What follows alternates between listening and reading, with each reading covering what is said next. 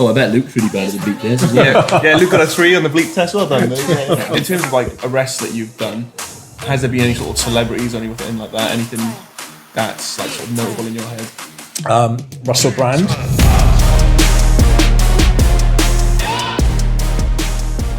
What's going on, guys, and welcome back to the Keep It To Yourself podcast with myself, Luke. And to my right, as always, I have Adam. Holla! Holla. Nice. And to my left, I have ex-Metropolitan police officer, coffee shop legend in my eyes, owner of arguably the best coffee shop in Swansea, maybe South Wales, Mr. Gareth Davies. Gareth? Thank you. Well, thank you for coming on. Oh, it's a pleasure to be here. Yeah? Yeah. Do you mean that? I'm good. It's a pleasure to have you. It's a pleasure to have you. It seriously is. You know, I've been nagging you to come on for a while now, and I think when people watch us now, they'll understand why. You've got a lot to tell about life, I think. Hopefully. Which is great. Which will be perfect. But as it goes, let's try and keep it now where you are now. Let's talk a bit about coffee and how did you start the coffee shop and what made you? Were you a lover of coffee beforehand or? I was. No experience prior to opening the business, but myself and my wife, we used to enjoy going for coffees when we were living in London. And then there was a period of time where we were between London and living in Mumbles, and there was nothing sort of locally that we were kind of compared to what we were visiting in London. So we were like, oh, do you know what? Something like that could work in Swansea, in Mumbles. And then I suppose that's where like the switch happened. We were like, oh yeah, maybe we could bring the kind of places that we enjoyed going to in London back to Mumbles. So when you say you're in London, obviously London's miles ahead of everywhere else in the UK and stuff, and I think you'd agree with that, wouldn't you? Oh yeah, they are the focal point typically for most sort of like anything really. Like that's why the business is always crammed to London because it's the number one place for it. Obviously, London's a massive place. Would you say there was a lot more independence in London than your Starbucks and your Costas? Yeah, massively. And like, I suppose like locally in Mumbles, I think at the time there was, you had Costa Coffee, there was probably like one Starbucks in the city centre. Then other than that, I'm trying to think, there was nothing else really. Yeah. Like, it was all your kind of traditional greasy spoon cafes. Yeah. So nothing like coffee focused. Whereas the places that like we kind of enjoyed going to in London were all kind of independent, just a bit edgy, and like the focus was all about like the quality and the coffee, and there was like sides of foods and stuff going on, but generally it was just completely different.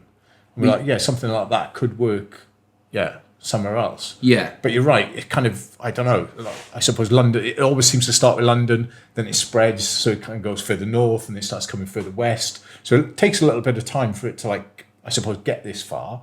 But, like, a few years down the line, we kind of catch up, and there's quite a decent scene in Swansea now. So what brought you to Swansea? What was the reasoning why you left London, and then what was the reasoning that you went, let's go Swansea? Long, boring story. I was born and grew up in Aberdeen. I moved to London to join the police when I was about 20, 21. So, like Swansea-wise, it was the place where we always used to come out for like a night out. I used to come down for the football. So it was like somewhere I knew really well. And then when I met my wife in London, we kind of, when we used to come back and visit my folks and stuff, we used to end up coming down to the Mumbles, come down to Swansea, and we were like, do you know what? If we ever do move from London, this is kind of like the place we'd like to end up living. So as it happened, we just had like a fortunate series of events where we both had a house at the time when we met. I sold mine. I moved in with Lynn. We had a little bit of money put aside, so we were able to buy a house down in Mumbles. And then for a little while, we were kind of commuting back and forth. So we'd spend like a few days up in London, come back for the weekend down in Mumbles. And then after a couple of years, we just got to a point where we were like, oh, do you know what? It'd be really nice if we ended up staying down here sort of permanently. So that's kind of where that idea about opening a coffee shop came from. So we kind of like started knocking about a few different ideas about what we wanted to do and how we could stay down here. We thought about like renting out, like Airbnb style stuff like that, just to kind of give us an income so we could stay down here permanently. And And then we thought, well, do you know what? Let's kind of like maybe explore that coffee thing a bit more. Was it always going to be coffee that you were going to go for? Or Not was it really, just- not initially. That's what I was going to ask. Yeah, it was. Yeah, that was. I suppose we kind of fell into it. It was one of those ideas that we were knocking around, and it was the one, I suppose, that had the legs at the end of the day. So you were always gonna. The plan was to always end up living in Mumbles, sort of thing. So, Yeah. So it was you were attracted to the Mumbles as the area and wanted to. Obviously, I know you've got a young daughter now. You want to like start your family here. Yeah, it wasn't necessarily. We want to move to Mumbles to have the coffee shop in Mumbles. No. It was almost like, how can we stay in Mumbles? Okay. How nice. can we end up staying down here permanently? So we were married. We were planning to start a family, and then we were just like, do you know what?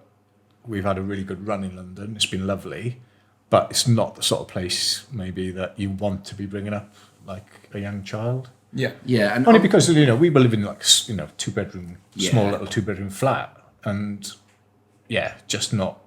Yeah, it's just that lifestyle. It suits when you're single or you're like a young couple or something. But I think as soon as you make that switch to kind of like becoming a family, it's not the place you want to end up staying. So, which is when you think about it, like Mumbles, as in like a Swansea area in South Wales, Mumbles is probably one of the most expensive places to live. Yeah, I'd And say that arguably. puts it into perspective that's how expensive it is to live in London. Yeah. Like you had to move here, which is expensive, but what you get for your money here now Well, is that's a no-brainer, the obviously. mad thing, Like I sold the property I had a decent lump sum, and we were able to buy like a nice house in the Mumbles, Yeah. and continue living in London for the equivalent of renting one place in London, basically. Yeah. So obviously Mumbles is expensive, and I kind of feel now, after dropping out of that London sort of housing bubble, that you kind of feel like locally it is an expensive area to live. But at the time, it was like, wow, we can get this for like That's however much. pricing Yeah. now.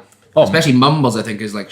I'm pretty sure I read somewhere that in the UK, Mumbles is like the second... Yeah, it's one of the most growing ones in the UK at the moment. I think that's just due to a lot of people doing staycations and things now, Airbnbs, Yeah. and also the fact that it is just a beautiful area. It's got so many like beaches and natural beauty around it as well. I think that all these elements have now played a part in the actual rise in the price of Mumbles in itself. Yeah, and the thing is, what I also find as well, got a bit off topic here with the coffee, but when you're from the area, like ourselves, like you meet a lot of tourists that mention all these beaches to me and stuff, and I don't know if you used to come down here, and when you come here, you visit all the beaches, but being from here, like, I don't know many beaches. Like, I know your Langland, Caswell, Robberslade, but like, I couldn't tell you how to get to like Torbay, Forbay. Torbay. Where's that? Torbay is between Torbay's an ice cream, no? that's between Three Cliffs and Oxford, I believe. But like, I wouldn't know how to get there. You basically park and got a bit of a walk. But yeah, there's loads of little hidden gems in sort of Swansea which people don't even take notice of unless you kind of look into it deeper. Yeah, it's definitely a case of taking things for granted, isn't it? 100%. 100%. Yeah. 100. I can remember I went to Manchester like a year and a half ago, and like we were just staying in a hotel, and like to get anywhere, you're driving on motorways to get to like a Nando's or anything. Yeah. Like something that should be close, and it just. What was that? But no, but yeah, to go back to what we were talking about originally, was it a case of you bought the house down here, Yeah. you were still in the police, Still in the police at that time. so you're yeah. still in the police, Yeah. you're renting in London, and you've got a house down here, Yes. and at the same time you're looking for a property to have as a coffee shop. Yes. So then, when you found the property, which you've let us film in today, which I'm very grateful for, was it a case of, right, we'll sign the deal, we'll Yeah. get the coffee shop, we'll get the location, we'll open the coffee shop, and still have the house down here, still rent in London, and still work in the police? So the plan at that stage, we decided to sell up in London. We were very lucky with work. It was at the time where things were starting to get cut back financially, so they were desperate, sort of just to get people off the books. Yeah. So we were lucky that we were both able to take a career break. So you apply for something like that. We both applied for like a 5-year career break, which essentially means you can go off, do whatever you want, and then come back You obviously don't get paid during You don't the get 5 years. paid. You No, don't no, get- no. It's an unpaid break. What about pension? Would they pay a That's pension just all during that? paused then. Oh, Yeah, okay. so it's all paused. So your pension's paused, your wages are paused. You essentially get your 5 years. If I wanted to have gone back earlier, I could have done. And then at the end of 5 years, you just make a decision as to whether or not you're going back. So for us, that was like such a big thing because that gave us the security to kind of take a punt and try something. Because there's a difference between trying something. Trying to get a new job or Absolutely, trying a career changing, life changing knowing business. that you could go back to what you were doing prior to it was like a big thing for us. So we were both very lucky. So we took a 5-year career break. We sold the flat in London. We moved down permanently, and then we opened up the business. So how long have you been open now? So it's going to be it's about 8 years. So And during like the sort of early years of that, what was it like? Was it like a big struggle? Did you instantly make a profit? no, it was I think we both kind of went into it a little bit naive, and it took a while to kind of get it going and get it sort of built up to where we are now. Especially probably the first year, extremely difficult. Lynn was pregnant. We had our little girl was born by the time we'd actually opened the shop. So there was a stage where we were so quiet that it would just be like one person working. So it would be either myself or Lynn would be working, and then the other one would be with our little girl because she was like 6-7 months old at that stage. And we'd struggle. If we earned 30 quid in the day, you'd be like, well, it's 30 quid. But it was that sort of difficult. So imagine then 30 quid's what? 10, 12 coffees, was it back then, 8 years ago? Yeah. If you look at it now, you're doing 10, 12 coffees in 10, 12 minutes. Like I work keys at the door. across the road and I'm trying to sneak in. I'm trying to I'm saying to give me a coffee in. Look, we are very lucky and we've worked extremely hard. But You've built an amazing business. It's incredible. I'll take my hat off to you. If you even look at like the way that the coffee shop's expanded to the point that you've got the bit out the front and you've got such a big shop now as well. Yeah, because It just shows. initially the shop was like very small, so we could probably sit like at a push maybe 20 people. And then after a few years, we were lucky we were able to expand into like the next unit along. And I think with the outside seating, we could probably sit like 50 people now, sort of 45, 50 people. And before the pandemic, we were busy. We were rammed every day. There was people waiting to come in. And it's been great. But yeah, the first year, extremely difficult. I remember calling up the mortgage company and saying, don't think we're going to be able to pay the mortgage this month. And they were like, it doesn't work like that, mate. Sorry. It's got to be paid. It looks like where they're taking your car off you. And, money was extremely tight. I mean, we'd both gone from like 2 well-paid jobs in London to basically living like hand to mouth for, 6 months to a year. And it's not a sob story. It's just a story of hard work and kind of like a bit of graft, and you kind of get there. It's nice, man. But it's just about building something, I suppose. And we relied heavily on. We didn't know anybody here, but we had like so much support from local businesses, and people would come in and buy coffees, and they'd buy a bit of food, and they probably didn't want to, but they just thought, we'll kind of give these guys a bit of a hand. Locals, And then it's kind of it grew from there. And Sorry. Go on. No, I was just going to say, we went from like one person working at a time, and then whoever was looking after the baby for the day would come down for the lunch hour rush where you maybe like get 4 people in. Yeah. And we'd literally like rock Eleanor, who's our daughter, to sleep in the corner, and then the 2 of us would work for like an hour or 2 together. And then it kind of snowballed. My mum came down and helped out. Like Saturdays we were starting to get a little bit busier, so we needed like an extra person. But like to employ somebody at that stage, it was, this is a big thing to do. So my mum she's in the 60s at the time, and she was like, she'd come down just like clear tables and just help out. Yeah, everyone was chipping in to sort of make it. And for instance, now just to go on the employees, like how many employees do you have now? Say now, fully functioning shop, everything back to normal. Everything back to normal. We'd have 12 people. You know what I mean? That's it. If that's not proof from that your business has gone from your mum helping you out on a Saturday. Exactly. Yeah.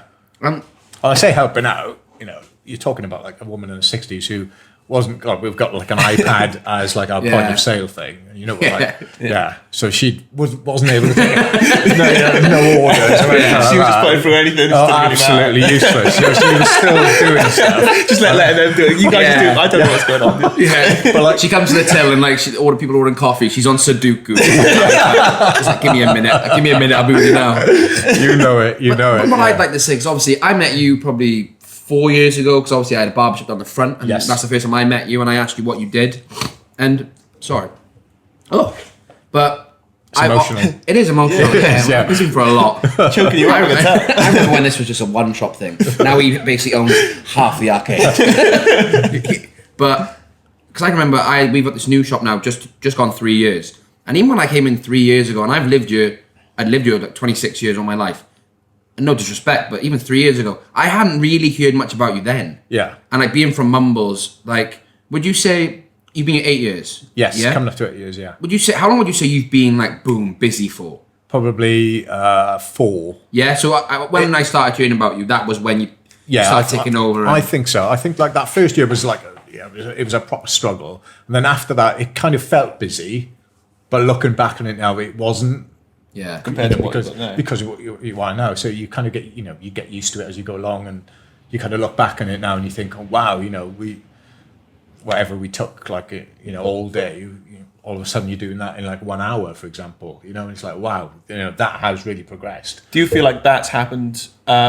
Obviously because of the hard work that you've put in, but also because of things like people now trying to support local businesses a bit more, and also because people actually take a lot more pride in the coffee they drink now, and they want to get high quality coffee. And what you offer comparatively to, say, a Starbucks or a Costa is something that feels a little bit more to the heart and is a bit better and a bit more quality. Yeah, absolutely. And I kind of like, we've always said, like, we don't regard like a Costa or a Starbucks. If a Starbucks opened 2 doors down, it wouldn't affect you. It wouldn't bother me. Yeah. Well, Costa came and left. Yeah, this is it.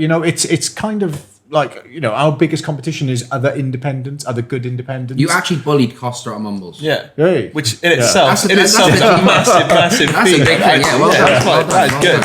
Yeah, but you're right. It's the personal touch and it's quality, and I think people will kind of seek that out.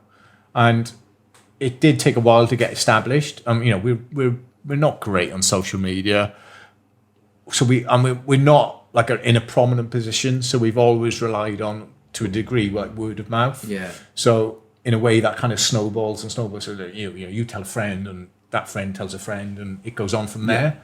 But we got there eventually. Yeah. Like, so talk to me a bit about still the early days that. You're both on the police. You're both police officers, and you take this 5-year break. Obviously, you don't open a coffee shop with no training and stuff. So, had you had the training, or did you literally open a coffee shop and then was like, "Fuck, I better learn how to make coffees"? There's a huge amount of like learning on the job, and like 8 years down the line, you are still constantly learning. It's one of those things that you're never gonna. There's so many different variables with it that you're always learning. But we went on like a 3 or 4 day course before we opened. But I learned so much more within the first 2 years than you did in those 4 days. You get taught the basics, and we both came away with like a qualification of sorts. But I think without like a real passion for it and something that you want to develop yourself, we've learned more probably through ourselves over the last sort of 6 years than we did like initially. Definitely. Yeah. I think that kind of leads on to the question that I've got now, which is, do you think that having a higher quality machine or a higher quality barista which one would be more beneficial to a coffee? A barista, 100%. Okay. Yeah. And why is that? Because you can spend, like, machines are not cheap. Like, you can spend a fortune on a machine. But if you've got somebody who doesn't know what they're doing using it, it could be something that costs 300 quid. But a decent barista would get like a decent coffee out of it. They can salvage anything, really. Anything, I've had a go on that. Like, you've tried to show me a couple of times. Yeah. Mate, have you seen the patterns? What, you mean like the little the squiggly line things, or like the milk? Yeah. With the I mean, like what, the leaf thing is. I think what is it? It's called latte art. So and there's like hearts and stuff. 10 years time, you go up to someone. What are you doing in uni? I'm doing latte art. It's that fucking hard. It is intense. It's so like. And there's different degrees to it, because like if you go on the internet and you'll have a look at like latte art, and there's certain things where people will make like bears and things. And Bears? Yeah, especially in the Far East of Japan. You do a bear? Well, this is what I'm going to say. Like, you know, but like in the Far East, like China and Japan and things, they have like a huge like latte art competition, but they make these completely elaborate things. But they're using sort of pens and they draw it into the foam. things. Oh, so that's cheating. Yeah. That's cheating. So what we try to do is like traditional proper latte art, which is like free pour. So that's kind of like what you, sorry, I'm doing it. Yeah, He's pouring us one. When you just, you know. For all of you that are listening on Spotify, he is pouring it right now. Yeah. It's not a bear though. No, it's not a bear. You did a me. I did a you. I leant in, and I don't need Yeah, to lean you in. lean in because you know you're getting closer. But you, for instance, now, Yeah. like, obviously, I see you down here quite a lot. Yeah. How long have you Mumbles Coffee? How long have I been with the Mumbles Coffee? Yeah. It was when I recently moved back to like towards Mumbles area. Yeah. I'd say that was it. So it was about just over a year because it was between them and Cakes and Ale for me. Yeah. And I was going back and forth. Shout out Cakes and Nails. Yeah, competitors. Yeah. I never said that. It's a touchy one. But then, no, I'm a big Mumbles Coffee fan, and I think this is something that like surprises me is like how much smoother a coffee can be. I never used to think there was any difference between any sort of coffee there places is. or any sort of coffee. You go to a place, it's the same. You go to Greg's and get the crappy one in the machine. It could be the same as when you get in Starbucks. But then when you come here and you see the actual quality difference, like it's just so smooth and like velvety, and it's just, I don't know how you do it, but it's good. It is amazing. Like, Thank you. I think I recommend anyone coffee itself at the minute, it's just massive. it's fashionable now, isn't it? Like, that's the thing. people want I it. hated. Remember when I first started coming here? Yeah. I was having hot chocolates. Yeah. Then I'd have a mocha. Yeah. Only because I was going to work like 8:30 and I'm 8:30. Me 8:30. Sometimes I was getting in at 10 one night and it was quite embarrassing. And I'd come in at like 10:45 and I'd be like, yo, God, have you got that flat white? Do you know, like It's cold. It's been a few hours, mate. But yeah, now I can't function without it. I never saw when people be like, oh, I need my coffee. I used to be like, you don't need your coffee. And like now, I need my coffee. But like, do you need? What about yourself? You know, 'cause you work here. Yeah. Like, do you bang coffees? Like, do you love them? Are you smashing them back all the time? I still do, but I kind of limit myself. Every Caffeine day. free sort of thing now, you? Well, I maybe have like 2 or 3 a day, but then there's What coffee do you have? I still drink flat whites. Yeah, it's the one Yeah, I go it's for. the king. Flat But whites for the boys. I'm drinking a lot of oat at the moment. What about you, boys? Obviously, just to let you know, guys, Nathan and Jack are here with us today. Are you big coffee lovers? I regularly have coffee, but obviously... You have your Mumbles coffee? I haven't been on here. I work in town. You've never been, have you? Jack, what about you? Massive coffee lover. Nathan's lying, he loves coffees as well. Just like for under the bus. There's the bus, Nate. Bye. He used to have about 12 coffees a day back then. He's literally so nervous now. No. You knew I was going to say, it'll be Mumbles coffee? You know what, Luke? I don't really drink coffee that much, so try it. Instant for me. That's what But I want. is it like a massive part of your life? I'd say coffee's a massive part of my life. Is it a massive part of your life? With work, it's what keeps me going, basically. Like, if I don't have a coffee in the morning, I'll get nothing done. Like, I gotta Yeah, have and that you two first work thing. silly hours, especially, Yeah, you know, you- working the careers you've got, like videos and sound and all that. Oh yeah, 100%. When you're editing, a coffee is the staple. That's what you've got next to you Yeah. all the time. For those late night edits, you need it. Especially in the morning. 1 or 2 in the morning to keep you going every day. No fault. Yeah, I think, well, if you haven't tried, and if you haven't tried at home, Mumbles Coffee is the one. Get down here. Best in Swansea. That was a chance. Arguably best in You would have Wales. jumped on that. No. I think you've done enough. That's great. Yeah, it's perfect. What, paid promotion? What's the crack there? Yeah, maybe not. Yeah. Little brown envelope in But the it's in the bar. interesting. Like, I think most people start off with really sweet stuff, don't they? Like when Yeah. I first started getting into coffee, definitely mochas. I used to have like chocolatey coffees. Then you kind of move on to the syrups, and then you seem to get stronger and stronger. Yeah. I'm going to From a embarrass personal myself point of view. here. Go on. So, when I got into the coffee game, the coffee game. Coffee game. connoisseur. Me, I got into the coffee game. I've been around the block. This is my first time at the rodeo. I've had a coffee or two in my life. Yeah. So, when I first started getting coffees, I'd be going into places and going, "Oh, can I get a mocha?" Do you ever get any people going for? mocha? Yeah, it's a mocha. Oh, a mocha. It's a mocha. Mocha, mate. yeah. A mocha. A mockery, that's what that And I'd be is, going, isn't it? I'd be going, and Mocha. everyone's like, "A what?" Yeah. And I was like, "Oh." What is a mocha? It's a hot chocolate with a bit of coffee in it, isn't it? No, it's chocolate and coffee. a coffee with a bit of hot chocolate in it. Yeah. Or chocolate sauce. Some people use chocolate It's sauce. reverse. No, I'd be The same thing now. Space It's like- Tomato, like tomato, tomato, you know what I mean? It's a chocolatey coffee. Yeah. It's not a coffee chocolate. Run it rather than a And that- chocolatey. So going back, I'm going to go back again. Sorry, were you going to say something? No, go. I told myself I wasn't going to interrupt you. That's fine. I think I've done it twice. No, that's cool. But going back to London, Yeah. like obviously, if you can see on the camera, up there now is a list of all the coffees you got. Yes. In London, Yeah. big list, or was it like very? Would you say over the last 10 years, people have created coffees out of nowhere, or? Yeah, it depends. I think there was a time where kind of like the list almost got like too big, and there's probably been reached a point where it's actually flipped the other way. And like a lot of places you go now, we haven't done it here personally, but you will just get like coffee with milk, or like black coffee or espresso. And So basically, what you can do in your kitchen. yeah, well, it's kind of like stripped it back a little bit, so No syrups and stuff. yeah, this is it. There's a lot of places that like To appreciate the bean. can be like quite preachy about stuff, so it'll almost be a bit high end, and you know the coffees are served at a certain temperature every time. Whereas I think here we try not to. I don't want to use the word like discriminate against people who want like an extra hot half shot latte. Like, take me for instance. Like, I like it quite lukewarm. yeah, Do you know what I mean? yeah. See what I did there?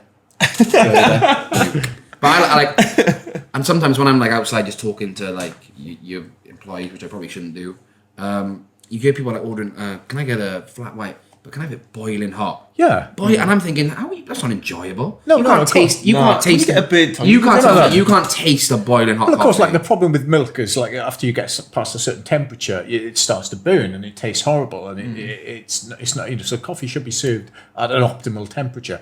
But who am I to say that's what you want or that's what you have? And it's, you know, you can educate people, but if somebody wants a boiling hot half shot latte, they'll get a boiling hot half shot latte. Have you ever? Has someone ordered? What's the weirdest thing someone? Have you like been like what? Like, has someone ever said? There's so many, honestly. But they you almost remember people for their drinks then. So, like, you know, we get a gentleman that comes in and he will literally want the milk heated to a point where it is boiling and it smells burnt and it's, you know, you just know that's not going to taste nice. But that's how he likes his coffee. So that's how he has it. He's the kind of guy who drinks his milk when it goes past the date and he goes, it smells good, mate. It smells Yeah. good. Yeah, you're like, no, it doesn't. I reckon you're that guy. No, the moment it gets past, like close to the day, I'm like, no, don't touch me anymore. You definitely like. I You've got a don't loaf of take a bread, risk. I do and not the take bread goes. You're making the crust sandwich. You've got me completely the wrong way. Nah, you're crusts. I hate Crust guy. It's been known. Terrible bloke. Wow. Me fair though, when you pay I have a in, lot like, of respect for when you you to pay in that London rent and that, you've probably got to eat the Right. crust. You know what I mean? You'll take whatever you can. Yeah. Absolutely. Hi mate, we can't pay the mortgage. I'm eating crusts. Oh god. That's good. So, in terms of like having a coffee, do you ever have somebody else make you a coffee? Or have you ever gone to somewhere else to have coffee and you just drink and you go, Yeah. it's not Gareth coffee? I know the answer to this. Yeah. Like, You get scared. I'm so fussy when we go out for coffee anyway that I'm a nightmare to go out with. Like with like my wife and things, we're kind of like very particular about where we go. One, because like, you know, you can see certain things happening, and sometimes it's just like the real basics of like coffee making, and you can see it going wrong. And But you're that's like, your cost in your Starbucks, isn't it? massively. I think yeah, yeah. unless you don't have the passion for it with them. Yeah. I interrupted you again. No, by the way. that's fine. It's cool. 3 times. You told me not to. I'm sorry. No, it's fine to interrupt. That's like, I think. Don't get me wrong. Do you like an iced vanilla latte? Starbucks, fantastic. Yeah. I think it's lovely. But yeah, the hot. I think when it comes to like hot drinks, you've got to love the job, and you've got to love what you're doing. Yeah, there's so many, like we were saying earlier, there's so many variables to like how you make a coffee and how many things can go wrong with it, that something like an iced latte is essentially quite easy because, number one, like the milk's not being heated for a start. So you're essentially left with just like your espresso shots. And if you've got like some syrup in it as well that takes away all your, or any kind of bitterness that may have been in that coffee shot anyway. So, you know, it's something to get, it's something hard to get wrong. But yeah, your coffees and things, yeah, especially in your Starbucks and your Costas, it's like trying to go out for a Michelin starred meal somewhere, Yeah. and then going to McDonald's. It's Nothing like- wrong. There's nothing wrong. There's with nothing wrong with Mac and D's. we discussed this in the last Yeah, thing, and Well, We'll ask you later on. Just to get. We'll ask you, 4. You know, I got 4 things, and Yeah, this will be like one of our. I like you. questions We at the could end. fall out. I'll never come here again. But Starbucks, great hot coffee, really hot. What was I items? Go on, you crack on. I'd just say like moving on. Now we should like speak about sort of London. Okay. Go back to sort of your time at the police. So how did you end up in London anyway? Because as you said, you were from Aberdeen. What sort of brought you down to London? Literally, I moved there to join the police. So, left school, went off to college. I was studying to do like a sports science degree type thing. So I kind of thought I was going to go into, I don't know, like physiotherapy or something like that. That was kind of like the aim. It was kind of something going to be sports related. And then, I don't know, kind of thought, I'll try the police. I was about 18, 19, I think. And I tried for South Wales Police. And I got quite far, like, in the process, got through to, like, the final stages. And did okay. But I remember I got pulled aside at the end of, like, this interview process. Basically got told by the 2 guys that were doing it, oh, look, you know, you probably need to go away and get a bit of life experience. You're a bit young. Maybe it's like, go and get a job or something for a couple of years and then come back and reapply. So literally, that's what I did. I dropped out of the college course, got a job in the National Park up in Brecon Beacon. So we're doing a lot of like guided walks and sort of, just a lot of like manual stuff like path reclamation. So did that for a couple of years. And then How old were you? Sorry, when you. I was about 19 at That's that when you stage. first applied for the police. Yeah. So I'm really young. Do you know what I mean? Like, really naive and things. And I wasn't that much older then when I decided I was going to go for it again. So I did a couple of years proper work. And I was about 21, I think, at the time. And then instead of applying to go back to South Wales Police, I thought, do you know what? I'm going to maybe try London. I knew that they were recruiting. So I tried for the Met, and was lucky enough to get in. It wasn't particularly hard to get in at the time. There was a massive like recruitment drive on, so series of interviews, physicals, and stuff like that. Got accepted, and then within probably 6 months from applying, I was there. I was in Hendon. So and that's like an 18-week residential course that you basically just go through. You get like exams every week, or you did at the time.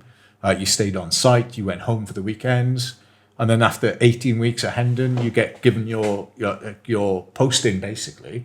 So you go off to like whichever town, borough you get posted into. And it kind of went from there. Does that still happen, like the 18-week? Because I know a couple of friends that would. Is that with the London with the Met? That was the Met, yeah. So I know a couple of people that have gone for like Welsh, they're police officers around here. Yeah, I think so. I don't think they've stayed. No, it's a lot different now. I think now there's like almost like a policing degree. So you almost do like a college course. So you get like a degree in policing at the end of it. And then I think at that point, you then get given like a role in whatever force you've applied to. But I don't think it's residential anymore. It's completely changed. Yeah, completely changed. And how often do you get like fitness tests and stuff like that in the police? Because like when I go like out on a night out sometimes, and you see some police officers, like I'm not an athletic bloke. Yeah. But I look at some of them, I think you won't catch me. Well, that's the problem, because like initially you get like a. I don't know what police officers you'd be looking Well, at. they mate. must be really upset. They must Nah, be. mate, honestly, you know the ones. You've seen ones the that were ones. sleeping, You've yeah, seen yeah, the yeah. ones. Their eyes are like Boy, this. you've seen the ones. Don't do me like this. Don't gang up on me. Nah, Luke's fast, man. No, I'm not fast. This is what I'm saying. I'm not fast, is what I'm saying.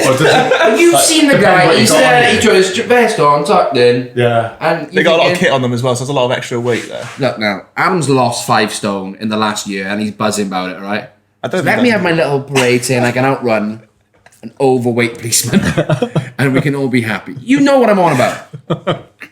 You know what I'm on about. 1,000%. I know what you're on about. See, Jack knows I used to work on White Street. I know what he's on about. When they get to that point, Swap with Jack. Jack comes to me. when they get to that point, they're probably doing admin work in the back, like they're just No, filing they're reports. not. You know the ones I'm on about. Yeah. But that's the problem. Oh, look at that. Yeah. Well, yeah, but it changed because like you'd have an initial fitness test You to hit my like feelings. start and get in, but then after that was it. I think it's changed now. I think maybe they get like fitness tests every so often.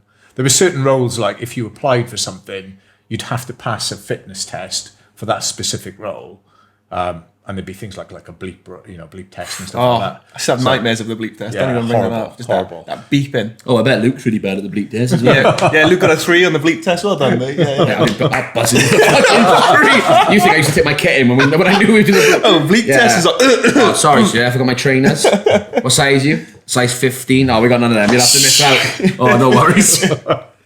But so as you said, you joined, and did Lynn join at the same time? No, so we met like probably a few years before we actually left. She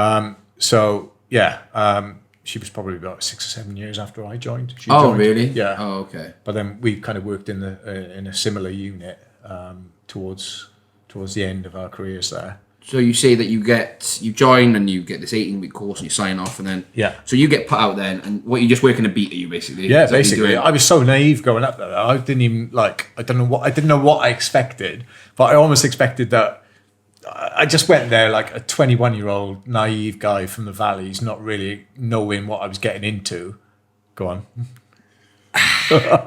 He asked me to say something, then I didn't interrupt him. No, that's fine. Go ahead. I can see it in your eyes. Yeah, You're like, go on. The thing is, I want to say it because then if I don't, I forget. No, that's fine. So you're 21. Yeah. Do you when it's like, obviously it's completely different to cutting hair, but when like you're doing your barbering course, Yeah. and you qualify and you think it's fucking easy, and did you think, oh, I'll take on the world, I'm not scared of anything, and as soon as they put you out there, were you like, fuck? It was a shock to me because even things like just the shift work, I don't know what I was. I thought I was going to go up there and go, oh, I'll just work this week. I'll just do like Monday to Friday, if that's all right. And I'll have like Saturday, Sunday off. I'll probably do like early mornings till about 2-3 o'clock in the afternoon. This is literally what I do now. Yeah, no. But This is what I do now. well, then when you get there, you get given like your shift pattern. You're like, oh, nights. I'm doing what? Mate, hold on a minute. I can't come in, I'm sleeping. This is like Saturday night, and you want me to work. It's the perfect Yeah. job for you two. Working late night is a perfect job for you. So yeah, that's how naive I was. I didn't even expect to be working night shift. I didn't expect to be working shift patterns. I almost thought I could go there and choose when I wanted to work. So from that point of view, a big shock. But that's more to do with my complete naivety of getting up there in the first place. But yeah, it was a shock to the system.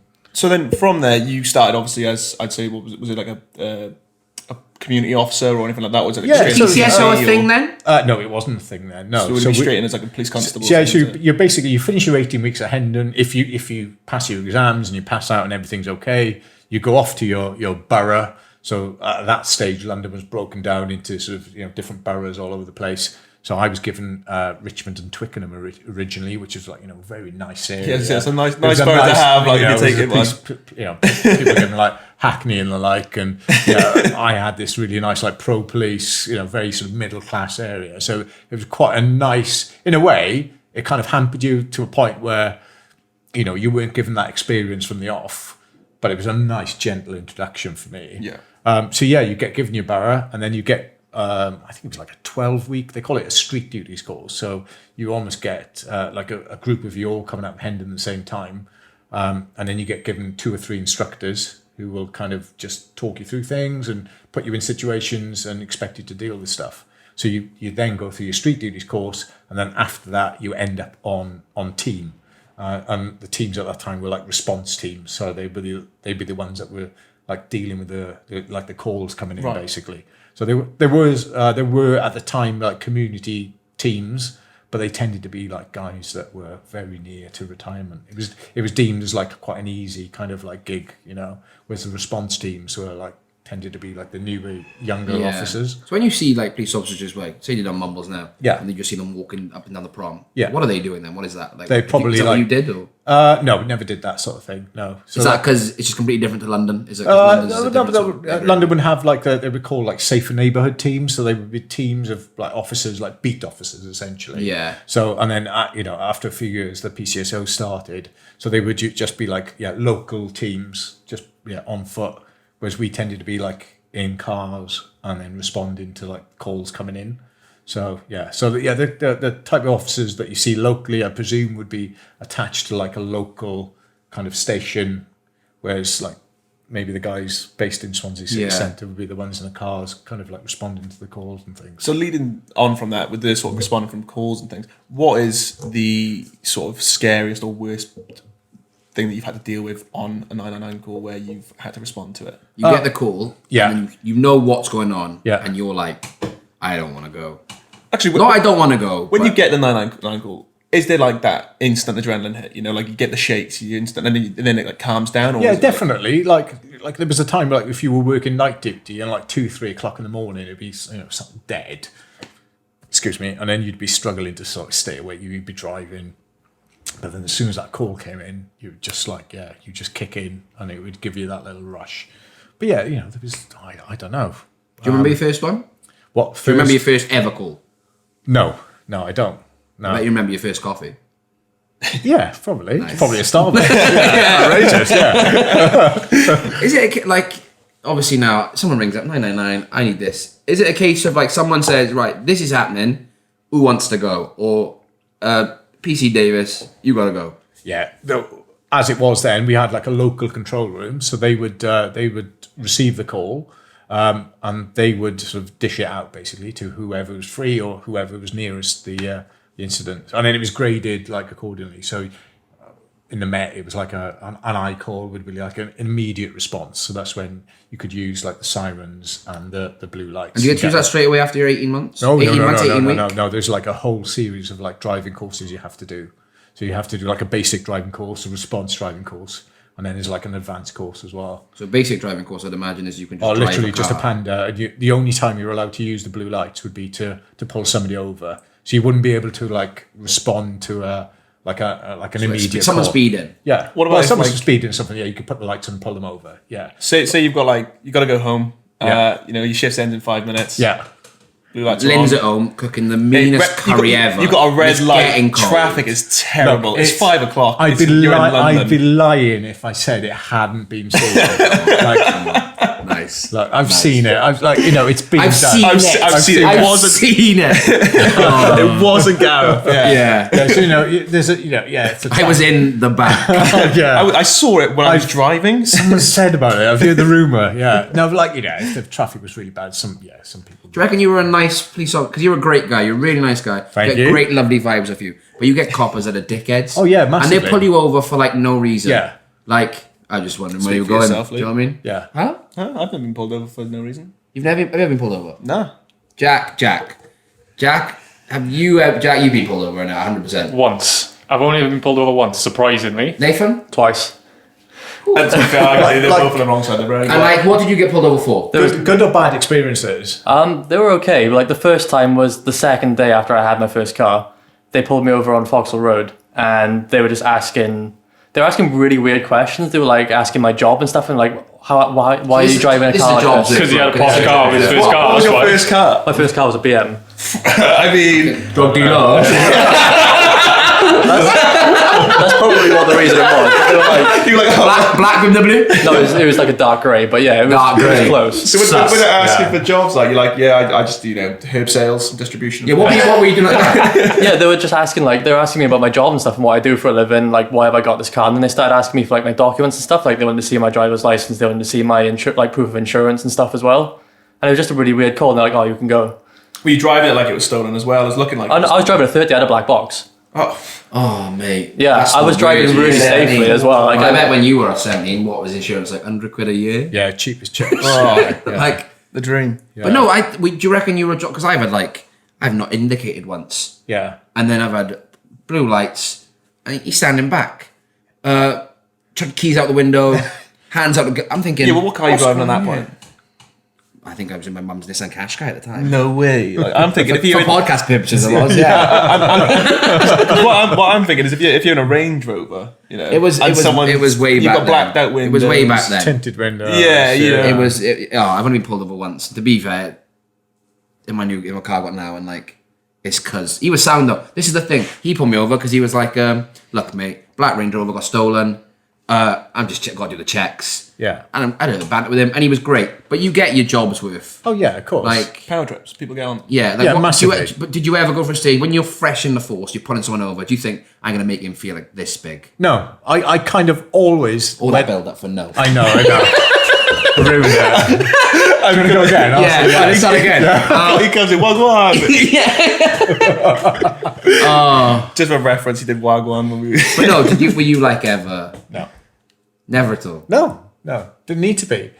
Like, Oh, Mr. Wow. Nice Guy. Yeah. Well, no, Good because cop in You'd the be good cop, that bad nice, cop. people would be like, there's drugs in the boot. There is drugs in the boot. Seeing as you've got to know me, there is drugs in the boot. there's always, Oh, you again. Not a you're always up to them good. Pass them over. but there was always this thing in training that you were taught. If you went in at like quite a low level, like you always had the option of ramping it up. Do you know what I mean? Yeah. It's like, but if you go in If you match them high, there's pretty always going to big be bollocks right hostility from in the it. top. Oh, I thought you meant ramping up as in like job roles, and I meant just your anger. No. Okay. I mean like your anger and your attitude towards somebody. But if you go in kind of quite a low level, How nice would you be? I treat everybody like a mate. I treat everybody like a mate, no matter Like what a they mate? do. He'd come in, coffee and No, because if I knew someone, I'd be like, mate, you're doing 45 and a 30. That's nuts. I wouldn't be like, Yeah, but you've always got the option of going up there. Do you know? As in, like, yeah, you know, that's nuts. But so out of order. Yeah, not You know, again. just- I can't even. What? License and registration is what I was trying to say. Oh. And I just came out with just. That's quite tough. blah, blah, blah. Like Metropolitan. See, I can say These it's are so just easy big now. words for us. Earlier on, I couldn't say Metropolitan. But I can't believe you've never been pulled over. Did you say you've never been pulled over? Have you been pulled over? I've now? never been stopped. No. Oh, I tell a lie. Yes. There Be a is a good story. one time. Be a good story. I've been stopped twice, both on a motorbike, and You have a motorbike license? Yeah. Or you don't, and that's why. well, Ah. I could have lost it on one of the occasions. 'cause Motorway doing 100, something like that? I was over 100. Ooh. Yeah. But Which is not Allegedly. safe and don't do at Allegedly. home. yes, Allegedly. Okay. don't do this. We at do home. not promote 100 mile an hour, over 100 mile an hour on the motorway. Yeah, so I was going into work. And this is going to sound like one of those. This is definitely the. Where are you going, mate? HQ, mate. You know what I mean? Yeah, it wasn't See the quite. badge? See the badge? Went in like a mate. He's like, 100. How you got He me? pulls you over and he's like, get back there, let's have a little race. Yeah, so there was a few years where I was commuting back and forth, and I was on. I had a motorbike when I was living in London initially because I thought, well, it's going to be like the easiest way to get around. And I was going into work. I think it was like Carnival weekend, so it was Notting Hill Carnival weekend. Going in for like a really early start, like 5-6 o'clock in the morning, and I was living quite a way out of London at the time, and I was absolutely tanking it down. There was nobody on the motorway. Early hours, like. Like 4:30, 5 o'clock in the morning. So going in for like 6-7 o'clock start, something like that. And I went under one of those like bridges, and there was a police car on the top of it. And I knew that it obviously saw me, so I immediately came off the accelerator. I slowed it down to like 70, 80 or whatever, and then after a little while, this like car pulled along. Took the levers off. And got pulled over, and they were like, "Oh, do you know how fast you were going?" I was like, "Oh, 80, 90." It was like 130. Were they? But what sort of police officer were they? They were traffic. Hold on, you were going 130. 130, yeah. That's It's all creeping up That's here. a lot. That's a lot. But yeah, not proud of it. And there was a lot of time. on a motorbike as well. Man, you came off. I know. Scattered parts of body. There was a lot of time. Like I've stopped a lot of cops in my time, and they were very quick to like get their badge out and say, "Oh, what are you doing, mate?" I'm like, "I'm a police officer." Expecting you to kind of go, "Oh, well, that's all right then." So what did you do? He pulled you. He said 130. I said, like, "Oh, I didn't realise I was going Got my that badge out and Speed was broken. I didn't have a clue. yeah. I was just a bit more subtle. I said, "I'm really sorry. I'm just on my way to work." And he was like, "Oh, where's work?" And and it kind of came out. And I was very lucky that. You should have said, mate, pulling me over. I'm in pursuit. Let's go. Get Get on this. Yeah, I was very lucky. And I had a. And what sort of rank were you then? I was straight PC. Yeah. Oh, so early days. Yeah. Oh, very. Ooh, Yeah. Very early. Yeah. So so how long were you just a straight PC for? All the way through my service, so 15 years. But then, But then obviously you went playing clothes, didn't you? Yeah. And when did you go playing clothes? So I did about 8 or 9 years, like as a response officer, and then I had a little spell over in BTP, which is British Transport Police. So I transferred over to them, not for long, for like a year Is and that a traffic half. police? Is that? Or... It's kind of more like covering like the underground and all the trains and stuff in London. Oh, okay. So I went there after like the 7/7 bombings, thinking that the role I was going to was going to be like a decent role, and it turned into something a bit shit. Like, So what sort of things would happen then? What shit? You'd What have to, like- is shit? Yeah. well, What would you, it was more like response work. I thought I was going to be going into like a like chasing a man from underground, like jumping. yeah. I thought it was going to be like an anti-terrorist kind of like plainclothes, Like thing. Jason Bourne. Yeah, not quite, but yeah. I mean, I don't remember Jason Bourne just sitting on the underground, like just like. Who was said that he terror- just sits on the underground? No, I know, but the way that he was describing it was, his response. I just. You don't know what Jason Bourne does. I know Jason that- Bourne doesn't even know it himself. So Yeah, true. that's what we saying, sorry.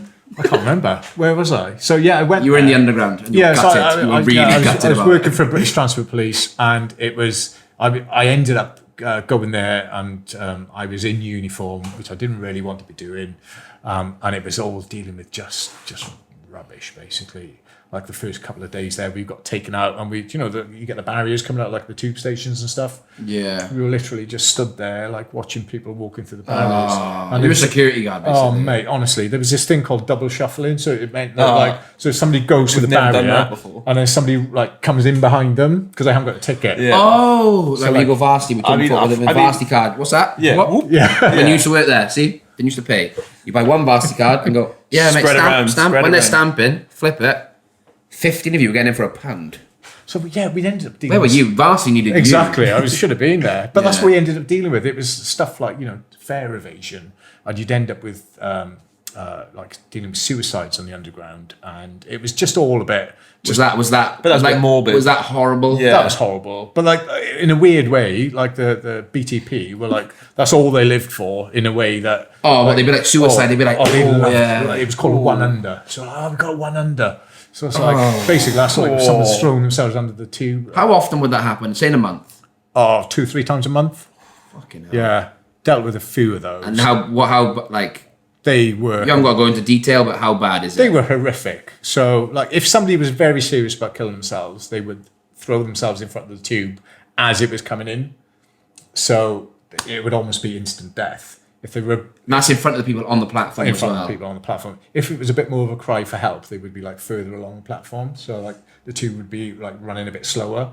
But they, in a way, were the worst ones to deal with because sometimes They'd be alive. they'd be alive. Yeah. But they'd be mangled underneath it. So the ones that were jumping kind of like early on when the train was coming in at its fastest, it was almost like So instant on average, death. and is this one tube station?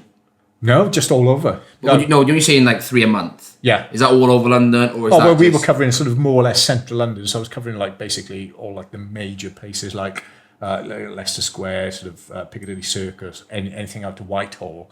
So it was all the main ones we were covering. So, but yeah, I mean, And was that when you just like? Was that when you saw your first like dead body, or was it back in the day? Did you? that was back in the day. So that was almost part of your introduction into the police. It was kind of like a rite of passage when you first started. So remember I said about that street duties course that you do for Yeah. 12 weeks? That's when you get kind of introduced to all those sorts of things. So you like if there was a dead body, like If someone said there's a dead body, they'd be like, "Well, send these over." yeah. Okay. We'll send the street duties to go and deal with that. And I think a lot of people don't realise kind of like the amount of times the police have to go and deal with dead people because like you are that first port of call. So okay, the ambulance may be called, but the police end up turning up at the same time, and then it's up to the police officer that's there to determine whether that person has died suspiciously. So you've got to check the body, you've got to make sure there's no obvious signs of like a struggle or knife wounds, and you decide whether or not that's suspicious or non-suspicious. So you get like a doctor called out, they pronounce kind of life extinct, and then you make that call as to whether or not you're dealing with like a crime scene or if it's just someone who's died naturally. But like you end up from the off you end up dealing with like loads of dead bodies. So were you?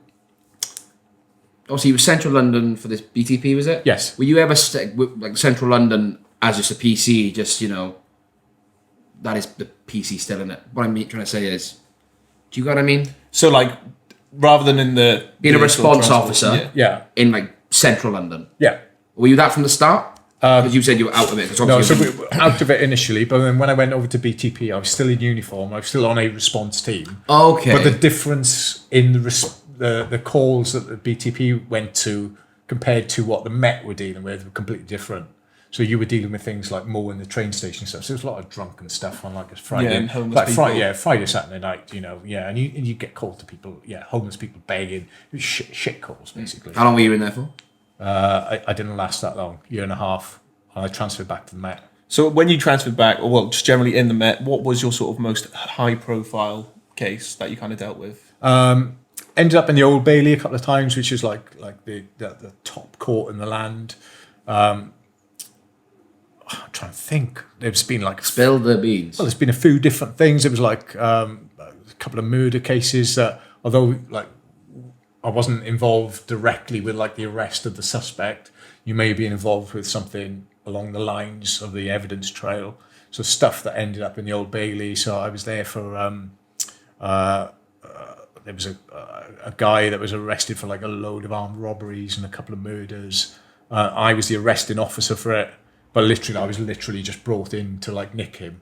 He was staying in a hotel somewhere that was in our area, and I think the cleaners had gone in that day and they'd found like underneath the bed there was like a couple of handguns and stuff, a couple of suitcases just like full of money and drugs. So they must have opened them and seen them.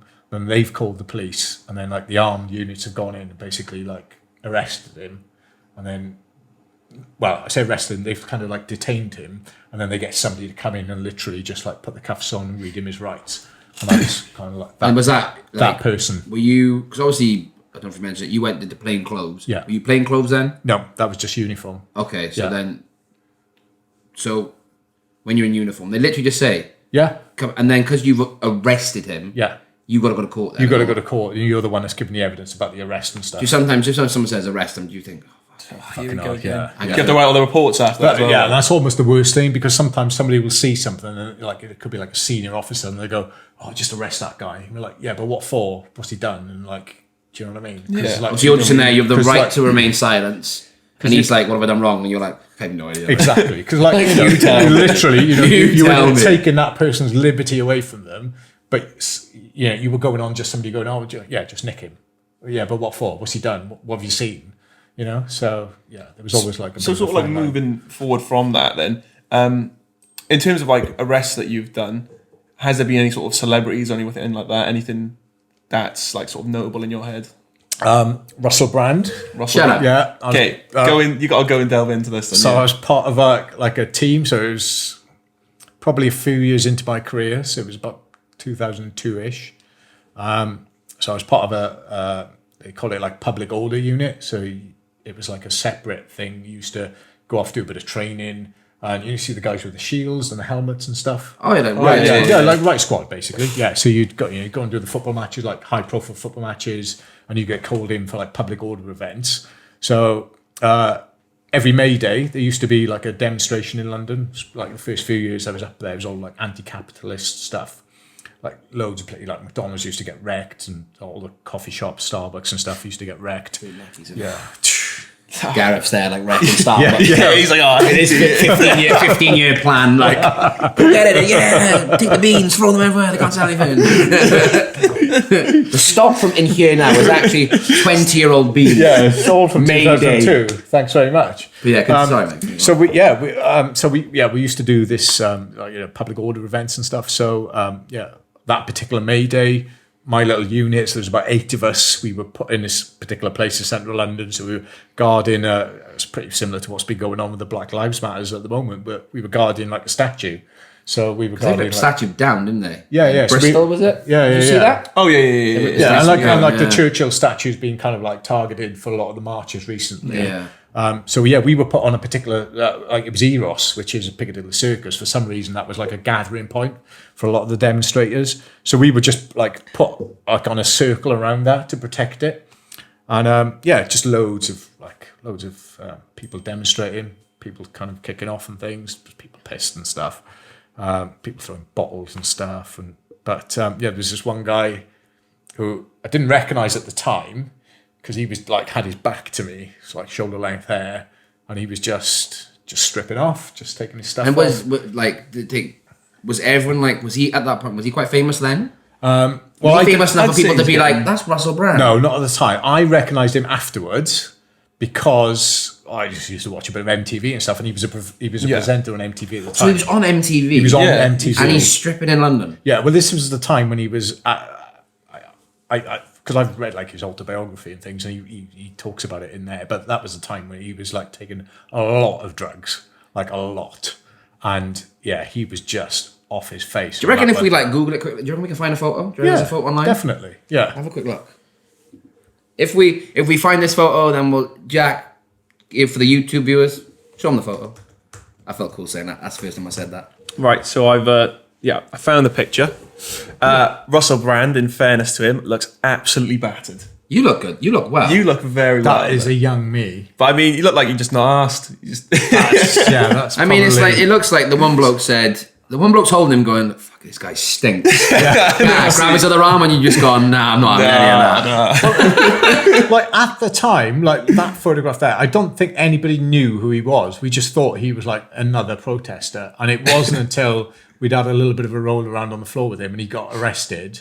And then he was put in the van and then it clicked. I was like, oh yeah, I kind of know this guy from the TV. Did he try using that? Like, then No, we go, no, completely out of it. Completely out of Oh, well, it. he's proper gone. like, skis. He was gone that day, yeah. Because there's like footage of him earlier on in the day, like waving a dildo around, and, like waving it against like the police van and things like that. If you look closely, that's not actually Gareth's truncheon. It's Russell Brand's dildo. Yeah, what's he doing like, taking it from the scene? Like. Oh, but then, like, did you arrest him, like you said, or was it you? Were you the paperwork guy? So or? Scott, the guy that's holding him there, was Shout out Scott. Yeah, shout out Scott.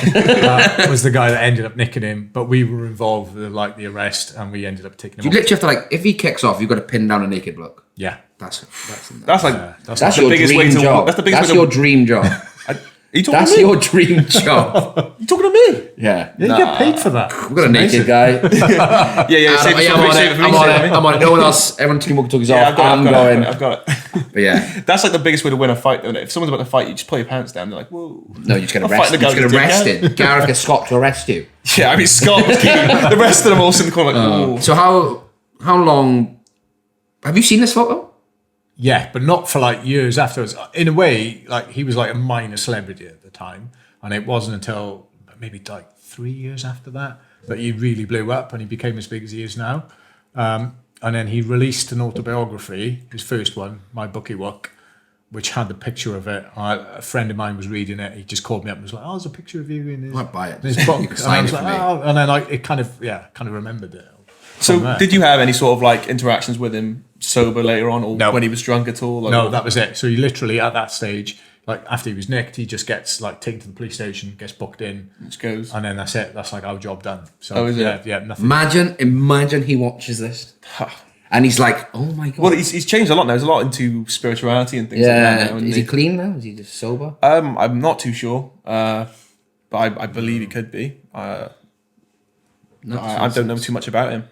I just know that from there, I think he's come down a lot in what he was doing back in them days. Do you know what I mean? So, as you said, just one more thing to touch on quickly. Days like this, you'd be riot gear and all that. And you said you central London, and you said you'd work football games. What's like the worst football game you've ever worked? Well, like football violence Like wise. like Derby Day, or like in London. There's quite a couple of derbies in it. What was the toughest derby? What would you hear the fixture and you'd be like, "Fuck, that's gonna be tough." Well, you would kind of like put into different sectors. So like we used to cover like Southwest and West London. So like for us, it would be like if Chelsea were playing, like Spurs was like a big one. But like if it was Chelsea West Ham, Chelsea Millwall would be huge as Were well. you in the Would stadium at Chelsea all? Brentford be a big one as well? Not really, no, because Brentford's like I've always knocked around. When I was up there, split like the they lower probably league. So played, like yeah. so like Brentford QPR is quite big, but like Chelsea Tottenham was regularly the one where we'd have like lots of disorder. But would there be a lot of violence, or would it just be like a lot of trying to control the bigger gangs from the other team, like the other fans? Lots of violence, but Okay. it tended to be like away from the stadium, so it was like pre-arranged meets and stuff. So it'd be like fights in pubs and things. So And like, would you hear about them, or would you have to just turn up and turn up. So you'd be in your riot van, and they'd be like, right, it's all kicking off at like the White Hart pub or something, Yeah. which was like nearby, and you'd kind of like, Is the White Hart Pub a real place? it was, yeah. Shout out White Hart Pub. It'll be rocking up. You know, a Okay, few nah. debit cards in hand, put them in the mouth. Chelsea. I feel like, us, all of us, Scott, get a pint in the White Hart Pub. Nice. We'll get it done. Big Yeah. Scott as well. See if Russell fancies it as well. What's the worst thing you have seen though when you work in that riot, in that football game? Have you ever just seen like someone you've been like, in like a football game and you're like, he's dead? No. No. deaths. No. Nothing like Green Street, like where the guys get hit with a brick or anything like that. Lots of Bothers like lots of holding middle-aged Pete down, men I'm like stabbed at the arse and things like that. You know, where they've been stabbing in the arse. right, just running away and they get shanked up the arse and stuff. Yeah. If it's somewhere you don't want to be stabbed, it's your arse, man, is it? Christ. Can you imagine that? Like, That's another one of your. That's another one of Adam's dream jobs. The ass bandit, like. But then, so obviously you've done all this with the riot squad, and then you go plain clothes. Yes. Was that the last thing you did? Yeah, it was. So tell us a bit about like how you got into that and. So I came back from BTP, went back to the Met. I was in uniform for a little bit in the Met. I had a bit of an injury, an ongoing problem with a shoulder injury that I had. I Still have that problem now? Yeah, it's gone. So I've completely lost. Oh, wrong shoulder. Wrong shoulder. That'd be funny then. Fucked up massively. So like I really badly dislocated it about 8 or 9 years into my service, and I've kind of lost like 50% of the movement in that. What's mad is he said it was fine, and then he's just gone. No, he the didn't. thing is, He said it's gone. It's like it's ruined. I've had like 3 or 4 different surgeries on it, like huge scars and stuff. oh really? Yeah. Please pay for them surgeries? Or? No. So anyway, I re-injured this particular shoulder when I was in my last post, and I was given the option of going to work in like an intel unit, an intelligence unit. So while I was recovering from like my latest operation, I was put in this unit, just doing like a bit of paperwork and stuff. And a job became available there. So it was called like a field intelligence officer, an FIO. So I applied for that, got it, got fit again. And then, yeah, that was like the plainclothes work I was doing. So we were basically working in this unit, covering a particular area. And then our job would be to kind of develop any intel that was coming in. So there was like a system where you'd put like reports on. So like, you know, just like word on the street, or somebody said this about so-and-so. And then your job was basically to take that little bit of information and develop it and try to turn it into like a bigger job essentially, and try to turn it into like a warrant or like a big drugs thing or something like that. And how would you manage to like? Well, so someone would come forward and say, I think there's some sort of drug dealing going on at this house. Yes. They come to your team then. Yeah. And then what happens then? Like. So like that initial bit of information is graded. So it depends like who the source, because we dealt with a lot of registered informants. So like criminals who would be giving out information on other criminals. Or we just... Snitches get stitches. Snitches get stitches, yeah. So like it depends where that information came from. So some people would be classed as, you know, good informants, as in like the information they gave was reliable, or they've given information in the past and it turned out to be true. You know, sometimes you'd get information from people and it was like malicious, you know, they were just trying to tuck somebody up. Or it could be like a rival drug dealer trying to get like a... And would they be getting paid for this sort of stuff? Well, yeah, registered informants would, yeah. So and they'd still be allowed to sell drugs? Yes, yeah. And then they're driving black BMWs. Yeah, then suddenly they got a BMW getting Yeah. pulled over. What job are you doing, mate? I'm an informant. So yeah. Part of So your- depending on like the information like an informant gives, like we're talking about like in criminal informants now, so they would be properly registered with the police. So they would get... So basically, you can do what you want, but you've got to snitch on other people, and we'll. Well, there's like Turn there's degrees of like informants. So like, you know, somebody would maybe get arrested for a series of burglaries, and to help reduce their sentence, for example, they might have a bit of information they want to get rid of, and it would look favourable when it came to like their sentencing that they've helped in some other inquiry. So the judge gets told about that sort of thing, like on the lowdown, on the quiet.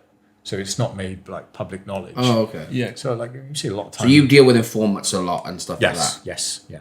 Okay, so then they say something to you, and you're thinking. Someone says, "Oh, in this house, Yeah. there's drug dealers there and all that." And what's the case? Do you just rock up at the door and say, "Right, let us in"? Well, that's kind of like where the whole sort of undercover thing kind of kicks in. So it's up to you then to kind of develop that information. So you want to know all about the house. You know, is it local authority house? You know, you'll be able to get floor plans from the council. You could potentially, like if it was in a flat, in a block of flats, you could get the keys from the council, that sort of thing. So you start sort of just pulling everything together. And then we'd try to go and visit the address. So sometimes we'd get cameras installed, like street lights and things. So we'd monitor the address, so there'd be a lot of footage for us to go through. Yeah. Other times, if we were planning a warrant, you'd want to know, because there was like certain units that would be the ones that initially went through that door. So like they'd want to know like what type of door it is, what lock it's got, which way it swings, does it come out, Big does red it go key. in? Boom. Yeah, big red key. Yeah. And other times they would, cut those chainsaws, cut through things. Because like some doors would like be... I'm not seeing that one, to be honest. Yeah, but sometimes it'd be like completely... What's that noise outside? but like completely reinforced doors, metal bars on the other side. So yeah, sometimes you'd have to go through windows. Sometimes like some of the bigger jobs, you go from the flat above. What about stakeouts? Yeah, loads of times. Yeah, Boring? very boring. Yeah, Krispy Kremes? yeah, it's been done. It's true. Yeah, it's true. Rumours are Donuts, true. Yeah, You get it here first. Police love Krispy Kreme. yeah. But like, what sort of like levels of stakeouts we go in? So we would have sort of vans and stuff. We just set up in the back, cameras, video cameras. That's true as well. Yeah. You got like the proper, like you got 3 police officers and like you got like the fucking computer. You got Jack. Yeah. you've got Jack in that swivel chair, headphones on, screens. Yeah. You know exactly what them films I'm on about. Yeah. I know the one. You've got like We weren't that high tech, but we'd go away. broken out. With an iPad, just like Go on them little things, you put the headphones on. yeah. Is that a thing? But we'd go away. Is that a thing? What's that? You know, with the headphones on, you try and With the listen to what little people are spy. saying. Yeah, that's done. Yeah, so it's like Fuck different off. types of surveillance. So it depends like at what level you're working at, and you'd have to have authority for like intrusive surveillance. So something like recording somebody in the house will be quite like you'd need quite a high level of authority for that. But it's something you'd apply for first, and then there'd be like a way of like attaching microphones and stuff or cameras like to that house. So then, obviously, loads of these go on. How would you like? I mean, surely stuff like that's expensive. It is, Like, so yeah. how does that work out? So it like from our point of view, sometimes we were given like a budget for like. And how many of you would be in a team on average? So there would be like 4 or 5 of us working on like any particular job at any one time, and then that would get farmed out then to a bigger unit. So then you'd get like you'd get 20 PCs that would do the raid at the end of it, for example. So our job would be basically to prepare everything for that team of 20 to go in. So like you would create like a PowerPoint of the address, like where to meet, where the rendezvous point was. So there's a lot of How office do you work go- with it yeah, as a well. lot of like putting together everything basically, just drawing it all up, and then you literally would give that package to that team, and they'd go and execute that job that you've put together. Does that make So sense? you've actually turned into the bloke that gets people to do the arrest. Yeah, basically. Everyone's a winner. Everyone's So a winner. yeah, we tag along at the back. What sort of budgets would you get? What's the budget? Say now there's a house. You reckon there's 4 drug dealers in there. Yeah. You need to do like what do you need budgets for? Like So like each department's given like a budget for the year. So like you give them, it depends where you work. There's different amounts. So it's pointless saying sort of we were given this or that, because depending on how big the job was, you'd get like a portion of that budget for the year. So it's things like overtime for people to work, the equipment used. So yeah. Like, do you know, like when you see in certain films, like you just see certain like so undercover, and they're like, look, I'm doing this thing. Sarge, I need a Ferrari. Yeah, it can be done. How? Talk to me. Well, there's like we used to get like vans and things. What vans? Any kind of van you wanted. So like BT van. BT van, Royal Mail. Royal Mail. Shut up. Yeah, straight up. Mental. Straight up. What, you dress up as a postman? You could dress up as a postman. Yeah. Oh yes. Do you get any like actual letters? The postman. He's gonna knock your door down, take you jail. So our unit like had How good like was that? Jingles. We had a series of like uniforms and stuff that we could just slip on if we needed to go and like check some. So basically, some dress up. you were just one big Halloween party. Basically, yeah. Well, so you dress up as a postman, Yeah. and then what do you say to the Royal Mail? Look, I'm gonna have to do this guy's shift for him. No, And nothing you like actual that. letters, or you'd have to say shit leaflets. Just and, like, shit leaflets. And Whilst stuff. you'd like open the door. It have was a just little look. literally just to have something in your bag. So shit leaflets, nothing, no proper post. We'd have the proper bag, proper uniform. And would you actually would you do every house to make it look real? Kind of, yeah. Yeah. But it was all Why do you about, put like in a request? Like, I want to leave. I actually want to become a postman. but it was all about getting like as much information you could about that address. So it was just enabling you to go around somewhere without looking too obvious, and like maybe getting a photo of the lock or a photo of the front door. And you go for Of the all that access. effort just to get a photo of the lock. Yeah. And when you say you get you get a van from, you don't go Royal Mail and say, "Hi mate, can I lend this for half hour?" No, Like, so- how does it work? So there was this place in Lambeth, so it was like one of the main headquarters. Is it still where- there? I don't know, maybe. If it is, spoiler alert. Just in. So there was like essentially a garage where you could rent vehicles out. So you could go there. But you had to be in the, and this would come out your budget, obviously. Oh yeah. And was it run by the police? It was run by the police. Yeah. Okay. There were vehicles owned by the police, but there was no limit on what you could get. So if you wanted a Ferrari, because like it required one, because you were like a high-end drug dealer. Not that we were. Did you ever get a Ferrari? No, because I wasn't. What was the high, or was Royal Mail the highest thing you ever did? Never went like UPS, Parcel Force? It's not so Royal Mail. Yeah, not Gucci. Could have been is worse. it? You could have been fucking like Hades or whatever. Yeah, Yodel, man. Oh. You wouldn't even get close to the door. It's Do you know what I mean? That's nuts. So there's a place you go there, and would it be a case of like, "Hi mate, I'm working number whatever 247 said your number was, wasn't it?" It was back in the day. Yeah. Nice. And but playing close, you went up. Did you not have a number or nothing? Well, I still had a shoulder number as such, but yeah, I didn't. So you have literally one. rock up at this garage, Yeah. and say, There's a lot of paperwork involved with it, and you have to book it out and things, and you say, right, we need it for this 3-week period. Yeah, and then your unit would, get billed with. "So what? There was Royal. I want to know Royal Mail vans, DT vans. Yeah, all different types of. Could you builders' pretend to vans. be like a window cleaner? Yeah. So there'd be like loads of different vans, all made up with different like builders stuff and stuff. Fake companies. Fake companies, yeah. That's carnage. Screwfix catalogue in the window. Nice. Yeah. Nice. Yeah. Greg's everywhere. Yeah.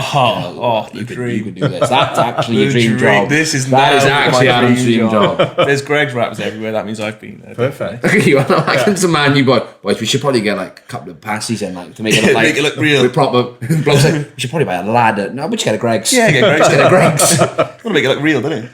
So that have you ever been doing that and some bloke's been like, you're not a builder, mate. Have you ever been caught out? No, not really. No. We've had. I remember, like we put. If you said yes, that would have been so good. Then. Yeah. It would have been clapped. Yes, I have. Yes. There was a couple of times where we'd ended up putting cameras in premises that were like overlooking other things. You have just what the guy in the van's watching, and the bloke's just looking at it like. But yeah, we used an abandoned pub once, which we had access to, and it was overlooking like a barber shop. Funny enough, where we had like a load of cameras monitoring it, and some. It's all cash in it, barbershops back in the day. It is, mate. It's Take card now though. dodgy as. Taxman was handed it.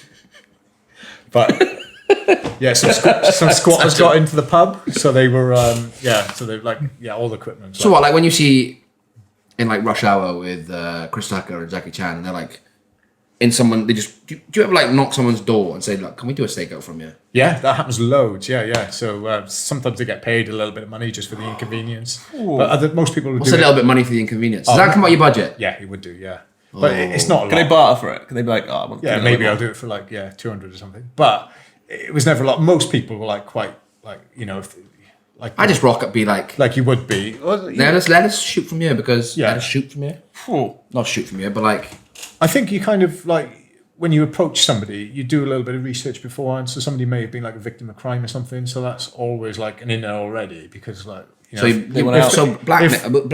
is that what we're going down here? But we're blackmailing these people so that we can go and get other people. Maybe try next door because she is on tag and vulnerable. Yeah, she can't say no. She has to let us in. You turn up there, you knock her door, and there's just like drugs everywhere. And you're like, perfect. Two birds, one stone. What's going on here? Get in the van, let us use the window. Would you mind? Yeah. Do you know what I mean? Have you? What's like sort of like the biggest? How would you say bag? Something. What's the biggest thing that you've got that you've gone in? You've gone. Fuck. There's a lot of stuff in here. The biggest bag. Well, like a slag bag. I don't know what to Look say. at that fucking rucksack. It's not massive. bag, but like the amount that you've bagged. Do you know what I mean? Come on. What, like biggest amount of drugs? Yeah, like not like drugs, Or money, money guns. Have you ever like? What's the biggest that Yeah, you've sorry. found when you've come into like a? Have you ever like seen like sting operation? 100 grand cash? Probably not 100, but certainly like high, like 80, 90 odds. Yeah. And have you ever? Yeah. Have you ever heard about people in work and like?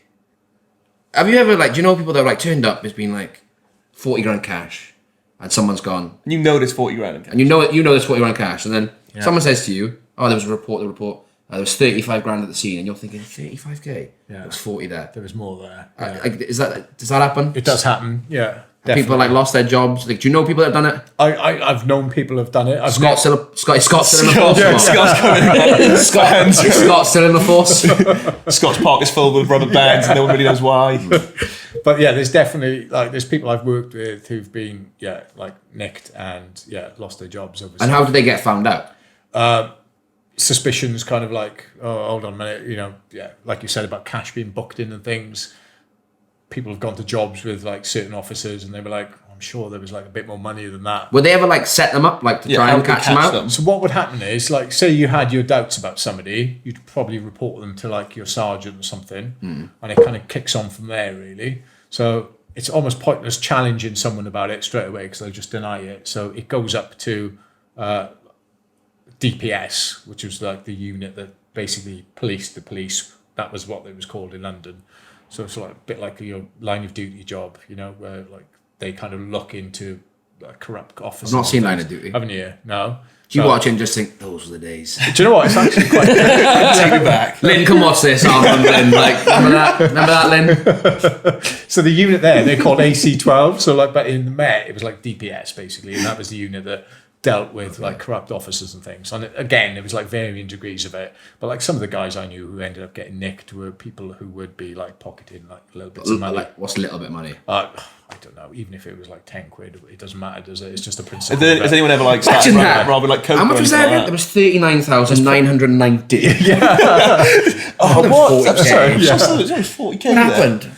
Oh, kebab, mate. Like, I was hungry. Yeah. Just end the shift, didn't have a tenner on me. But as soon as that suspicion's kind of like raised about somebody, that's when it kind of like kicks in, and then they, like that particular unit would set up like a little sting operation where they'd arrange for that officer to go and deal with a car that's been broken in, and that car would be like a police Oh, what, they'd put it there, leave money there, know how much is there, no much is in there, and then see if he say, oh, there's an insecure vehicle it's been broken into, and then your job as the officer would be to go around and make sure like everything that was in that car was booked back in, so they know exactly how much is there. So do the police just Mark have like notes and everything? Do the police just have like cash somewhere to do these things? So they just got like it's Evidence. available. Yeah, that's nuts. yeah.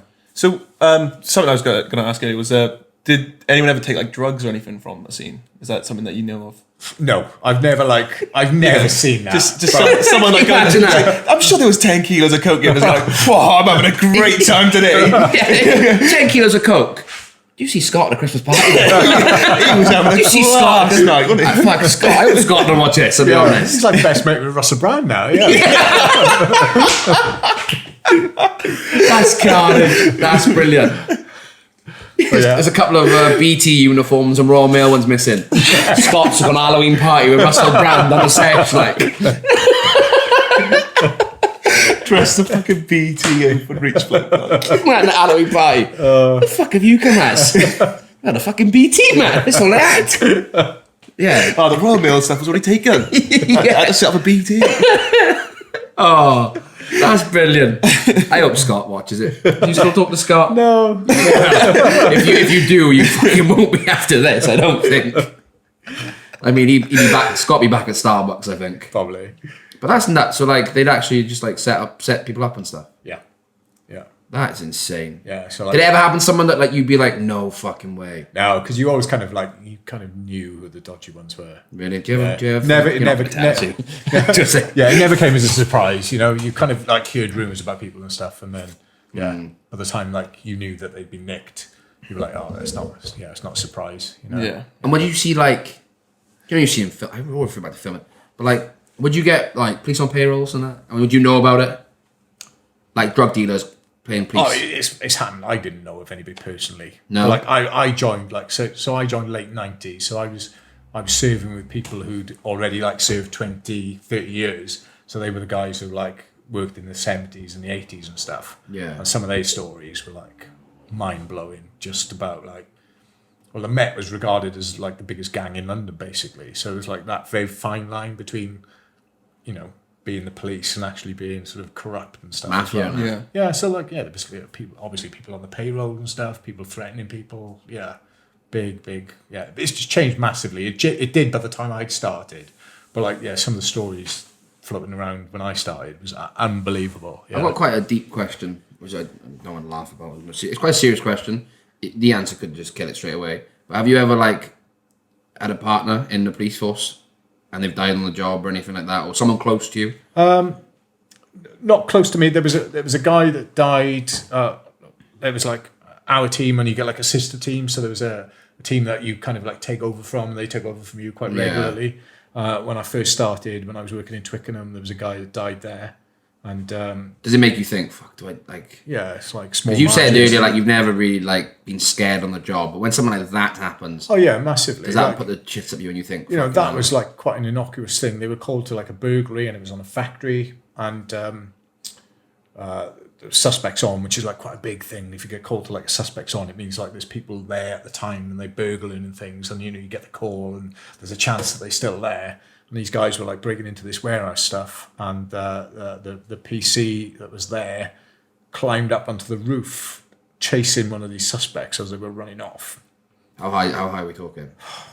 20 feet, 30 feet. High enough, isn't it?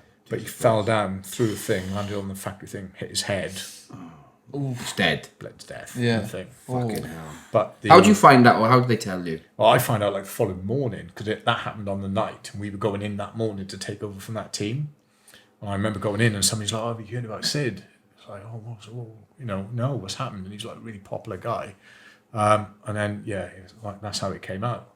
But I don't think even the colleagues at the time knew like what happened, because these guys got arrested and they got taken back to the police station, and they were asked at the time. I think one of the guys was getting booked into custody, and he was like, "Oh, how's the guy that fell to the roof?" And they were like, "Who? What?" And they were like, Well, the actual robber said, "How is the?" Yeah, because nobody knew like who'd come back. If they'd have found out before they'd actually caught them, Yeah. that happened, surely you're given a couple of digs and that. Look what you've done. Look what you've caused. Maybe it's like one of those things, isn't it? Like, you know, who is to blame, isn't it? It's just like it's just a complete accident, I suppose. But yeah, nobody was aware that he'd actually fallen in. So by the time they got back and they managed to get the doors open and stuff, unfortunately, he'd already died inside, you know.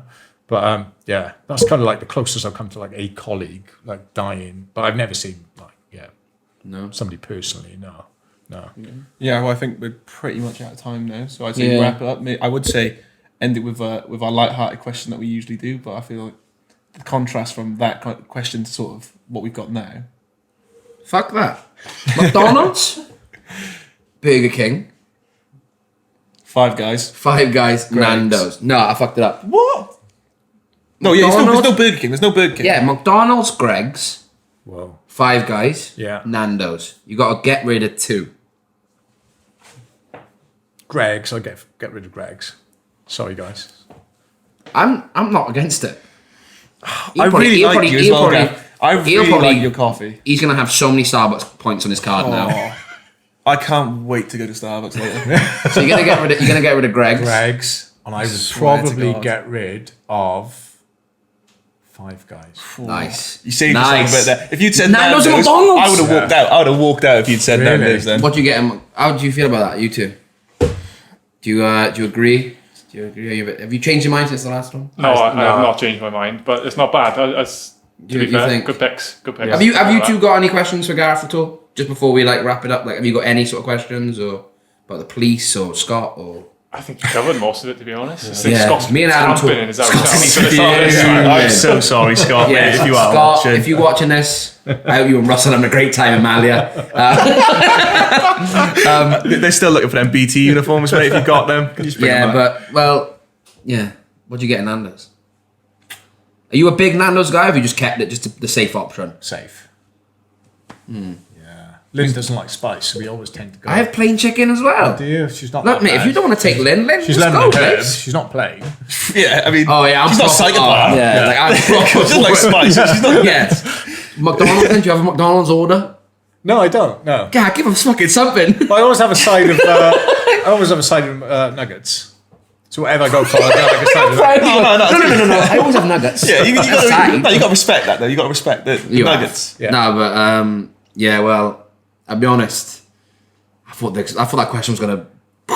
You're gonna be like, yeah, this is what I get in Nando's. Nothing. Yeah. I haven't given you a lot, have I? God, over the last, I'm going to say, You've given us hour and a bit, you've given us so much, mate. You've been fucking brilliant. Like, Yeah. I'm so I glad. feel as if I've let you down on the last question though. Fell at the final hurdle. Like, Yeah, well, you let me know, and I turned up to work let me tomorrow with a know. fucking Starbucks cup. yeah, you let me down when you said Greg's. Yeah, it really ruined everything. It's But taken. no, I think Gareth, like, honestly, God, mate, fucking appreciate it a lot. Like, not many people would come on. I know it's the police thing is a previous thing, and you don't do it anymore. But like, a lot of people won't come on and open up about stuff like that. And I think it was brilliant. And what do you think? Was it good? Yeah, it was amazing. We learned a lot, and I really appreciate you coming on, taking the time out of your day to come and talk to us about Mumbles Coffee and about the police. Yeah, the Mumbles Coffee is a big one for us as well, because a lot of people said like about what's your podcast going to be like and stuff, and we've all of us discussed, and you see a lot of podcasts and there's a lot of famous people, but we're Swansea based. We want to try and get local businesses on here and talk to them about their story. And when I spoke to you about it, and when I found out about your life in general, I thought it was just a brilliant story to get on. And yeah, mate, really good. Like, I hope you've enjoyed. Yeah, it's been a pleasure. It's been And really again, good. thank you for letting us film you. Yeah, you're It's, welcome. I mean, hopefully, if we get some more guests, maybe we can pop in you a bit more. Yeah, happy if to. you're, if you're happy with that. Yeah, it's cool. But yeah, as far as it goes, I think I've enjoyed. I hope you've enjoyed. I have. You've enjoyed. Yeah, I've loved it. Thank Boys, you. you've enjoyed. I imagine. 100%. Listen to us just chat. Very Shit. interesting conversation. Very interesting. Good, interesting conversation. Awesome. Well, you at home, if you feel the same way, and also make sure to get down here. Mumbles Coffee on Newton Road in Mumbles. It's the best coffee about. You tell Follow me. them on Instagram. Follow them on Instagram. Yes. Yeah. Yeah. Get that social media numbers up. We need to up our game. You on need to up Instagram. your game. We do. Yeah. Follow them. Tell them what's the at. Is it at Mumbles Coffee? It is Yeah. at Mumbles Coffee. At Mumbles Coffee in the socials below. We'll have all our socials on at the end, and if you can like and subscribe to this video, any comments would be brilliant. Follow us, as I said, on all our social medias, and yeah, that's perfect. Keep it to yourself.